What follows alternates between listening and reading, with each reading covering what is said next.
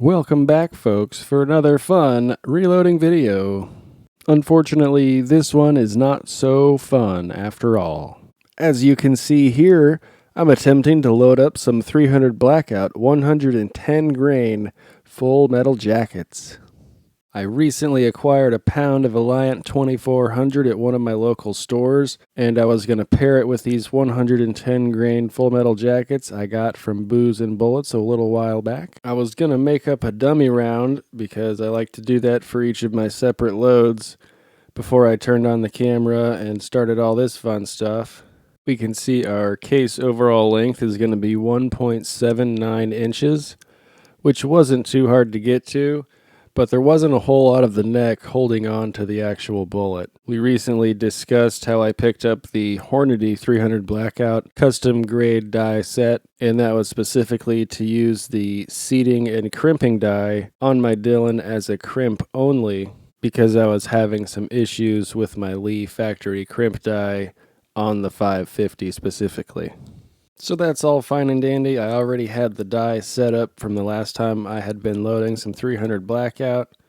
And then I went to run my dummy round through it, popped it out, all good to go. And then I go to chamber it in my firearm, and it gets stuck with just a tiny bit of the bolt not fully in battery, to where you can sometimes just tap on the forward assist and it'll go in. However, it totally jammed and I had to mortar it out. And if I just have simply looked at the round before I tried to chamber it, I would have noticed the big donut around the top of the neck, and also at the bottom of the neck here on the shoulder, it's starting to donut there as well. And honestly, I don't have a ton of experience with rifle cartridges and the taper crimp die. I usually have the Lee factory crimp die for everything that I do. So my first thought was, oh, we're not squeezing enough here. Maybe I'll just tighten the die down a little bit more and give it some extra crimp.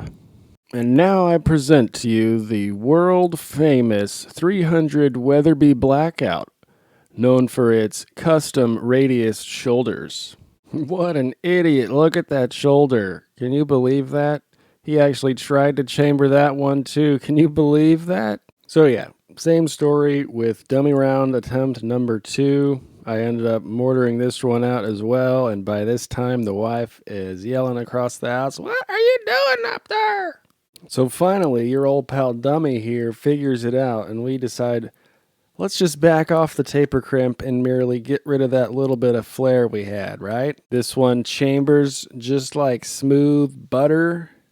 I tell you what, I went to pull it out, and it's a little hard to tell, but if you can't see it, our bullet is actually fallen inside of our case. Okay, that's fine.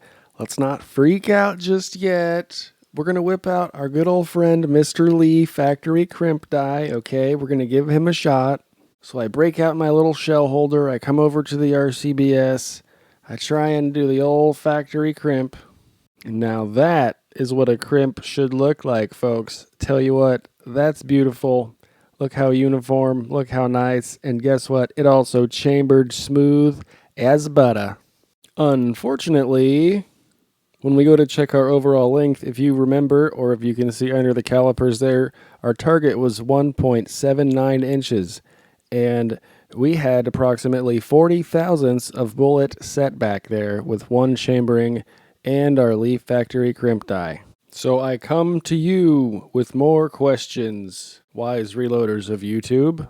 Have any of you had success loading up a 110 grain full metal jacket with the 300 Blackout? And if so, how did you crimp it? How far did you seat it into the case? Were you able to get reliable feeding from your magazine? And best of all, could the dang thing shoot? Because these are usually pretty cheap. That's all for now, folks. This was just a quick one asking for help because I know that one of you guys are going to have the answer. So thanks for checking it out, folks. I appreciate all the help. We will see you in the next video. Have a good one.